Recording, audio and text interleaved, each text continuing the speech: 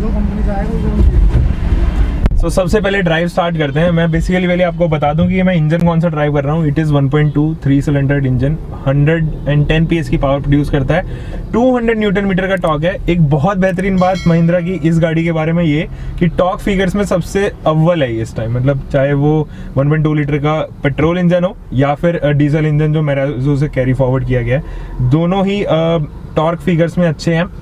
BHPs में भी अच्छे हैं, लेकिन उनका एक ऑल्टरनेट है फोर्ड EcoSport, जिसका पेट्रोल इंजन 123 PS प्रोड्यूस करता है कंपटीशन में। इसके अलावा कोई भी गाड़ी ऐसी नहीं है जो टॉर्क और BHP फिगर्स में इसके आसपास हो।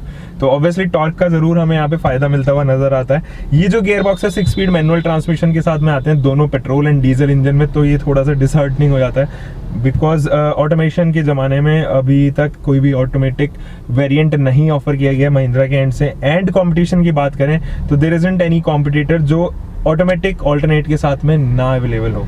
ये की फॉब है and this key fob comes with 3 button इसमें दिए गए हैं। एक बेस्ट पार्ट की फ्लिपेबल की है ये एंड कीलेस एंट्री है, passive keyless entry request button के साथ में इंजन स्टार्ट सो बटन आपको यहीं पे मिलता है। तो स्टार्ट करते हैं और सबसे पहले मैं शुरुआत करती है। मैं सबसे पहले बता दूं कि क्लच का प्ले बहुत ज़्यादा लग रहा है मुझे। जैसे मैंने गाड़ी स्टार्ट करी तो महिंद्रा का राइज इंफोटेनमेंट सिस्टम पे इन वार्निंग के कुछ साइंस आ रहे हैं। जैसे मैंने सीट बेल्ट अभी वेयर नहीं किया तो seat belt reminder. Infotainment instrumental cluster मुझे काफ़ी अच्छा लगा इसका एंड इंफोटेनमेंट सिस्टम भी मुझे देखता हूँ मैं टच रिस्पॉन्स वगैरह सब रीड करने की कोशिश करूँगा। ये चीज़ जो है वो स्ट्रक नहीं हो रही है बीच में कि ऐसा होता है ना कि जब भी हैंड आर्म रेस्ट दिए जाते हैं तो वो हैंड ब्रेक्स के साथ में स्ट्रक होते हैं, ऐसा मैंने मैराजो में फील किया था। तो वो यहाँ पर प्रॉब्लम नहीं है एंड देयर इज़ यहाँ पर थोड़ा सा छोटी सी कैविटी दी गई है जिसकी लाइट यहाँ पर जलती है, तो ये थोड़ी सी मुझे इनोवेटिव लगी। एनीवे बहुत सॉफ्ट है इसके गियर, मैंने पहला ही गियर डाला तो बहुत सॉफ्ट है एंड महिंद्रा का ये मेरा सबसे पहला एक्सपीरियंस है। इससे पहले मैंने अल्टूरस चलाई थी जिसका एक्सपीरियंस भी मुझे काफ़ी अच्छा लगा था। जितने भी सैंगयोंग प्रोडक्ट हैं उनका गियर शिफ्ट जो है वो काफ़ी अच्छा है। सो मैं यूटर्न मार रहा हूँ, टर्निंग रेडियस यहाँ पे भी चेक कर लेते हैं कि सफारी जैसा तो नहीं है। सफारी का बहुत गंदा turning radius and jeep compass, ये दो गाड़ियाँ ऐसी हैं जिनका टर्निंग रेडियस बहुत ज़्यादा है। तो देखिए बहुत अच्छा पिकअप लग रहा है मुझे पेट्रोल इंजन में, टर्बो किक इन करता है वो फील आती है।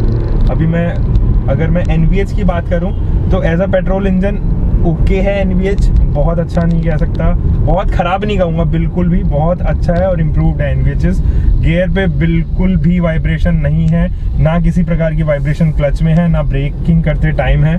और जो गियर का प्ले है वो काफ़ी छोटा लग रहा है मुझे, बहुत छोटा प्ले है एंड बहुत ही सॉफ्ट गियर शिफ्ट है इसके, ये मैंने लिटरली बिलीव किया। एंड 6 स्पीड मैनुअल ट्रांसमिशन होने की वजह से जो रिवर्स गियर है वो एक्सट्रीम राइट में दिया हुआ है और आपको लीवर अपलिफ्ट करना पड़ता है ताकि आप रिवर्स को एंगेज कर सकें। स्टीयरिंग फीडबैक ऑसम है। मैं महिंद्रा से इतना सॉफ्ट एंड कंफर्टेबल स्टीयरिंग की उम्मीद नहीं कर रहा था and just because it is a SsangYong product तो वो कहीं ना कहीं रिफ्लेक्ट करता हुआ नजर आ रहा है। टिवोली के प्लेटफॉर्म पे बेस्ड है पूरा। पेट्रोल इंजन मुझे काफ़ी अच्छा लगा है। डीजल इंजन मैराजो में मैंने चलाया हुआ है, वो उसके टॉर्क एंड BHP फिगर्स काफ़ी अच्छे हैं। वो engine 2018 engine of the year भी बन चुका है, ये बात आप खैर छुपी नहीं है। एंड सस्पेंशंस की मैं बात करता हूँ, कंफर्टेबल सस्पेंशंस, राइड क्वालिटी बहुत अच्छी है। व्यू की मैं बात करूँ तो बहुत अच्छा व्यूइंग कमांड है।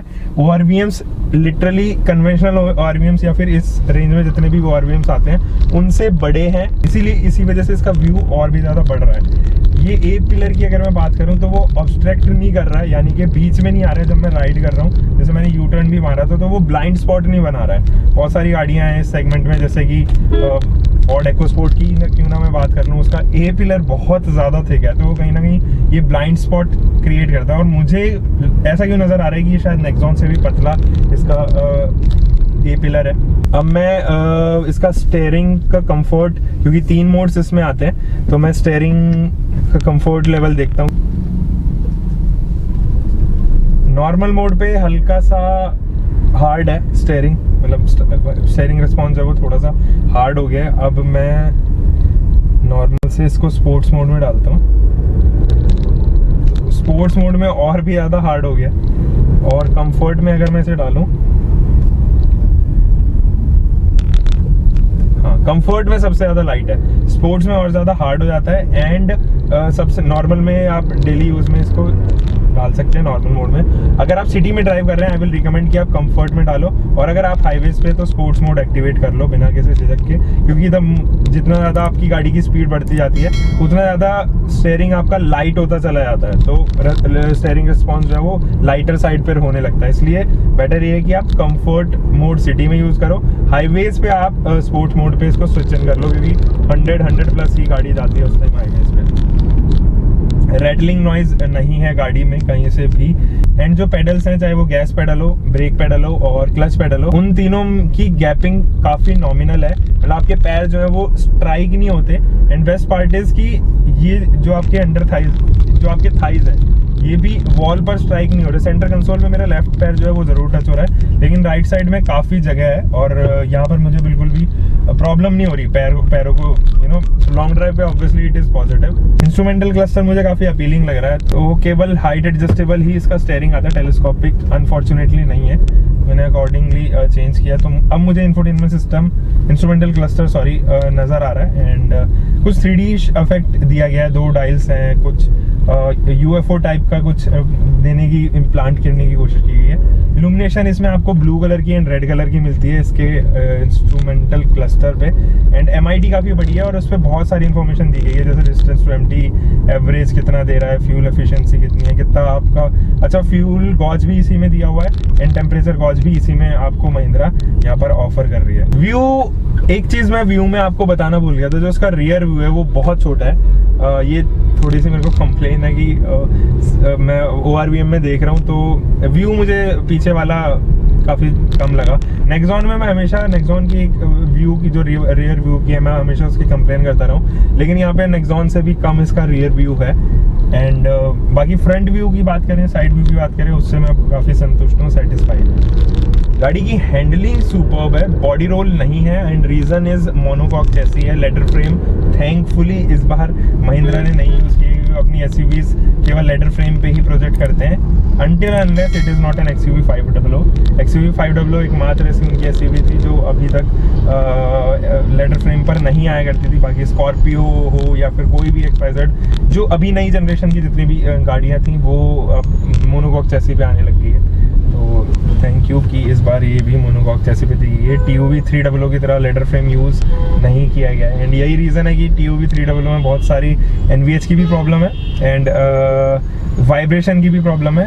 ऑब्वियसली NVH की है तो वाइब्रेशन की भी होगी, प्लस उसमें बॉडी रोल की समस्या थोड़ी सी ज़्यादा है। सेंटर कंसोल पे बहुत सारे बटन्स आपको दिए गए हैं, तो ये ज़रूर एक दर्शाती है कि फीचर लोडेड गाड़ी ज़रूर है यहाँ पर, लेकिन प्राइसिंग थोड़ी सी कम्पिटिटिव रखी गई है। देखा जाए तो अपने कंपटीशन में तो ये हाईएस्ट प्राइसी गाड़ी है, यानी बहुत काफ़ी प्राइसी गाड़ी है, एंड इसको उस टैग में डाल देती है, फिर उस क्रॉस ओवर जोन में डाल देती है जिसमें क्रेटा, किक्स, कैप्चर और रेनो डस्टर जैसी गाड़ियाँ आ रही हैं, क्योंकि उनका और इसका प्राइस लगभग सेम पड़ जाता है।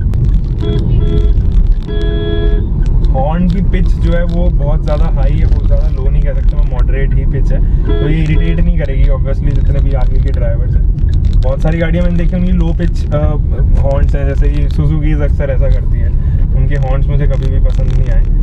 और Hyundai के हॉर्न्स एंड होंडा के भी नॉमिनल हॉर्न्स हैं, Hyundai के हॉर्न्स मुझे काफ़ी अच्छे लगते हैं। So this was my drive experience with you. लगा होगा कि बहुत सारी चीज़ें मैंने आपको शेयर करने की कोशिश की हैं, जो चीज़ें मुझे लगा कि इस गाड़ी में हैं, और बाकी petrol engine is quite refined मैं कहूँगा। 3 सिलेंडर होने के बावजूद भी doesn't feels like a 3 cylinder, जैसे आपको नेक्सॉन में कहीं ना कहीं थोड़ा सा फील होने लग जाता है कि हाँ it is a 3 cylinder, but yes it is not as good engine as of EcoSport 123 bhp जो 1.5 लीटर का ड्रैगन सीरीज इंजन है, उसके कंपैरेटिव तो मैं थोड़ा सा नहीं कहूँगा। बट येस अगर मैं आप एक पेट्रोल इंजन ढूंढ रहे हैं, and Brezza obviously it's doesn't comes with petrol engine, and EcoSport का पेट्रोल इंजन जो है वो ज़्यादा प्राइस हो जाता है, and you need a feature loaded गाड़ी, this petrol engine might be your solution.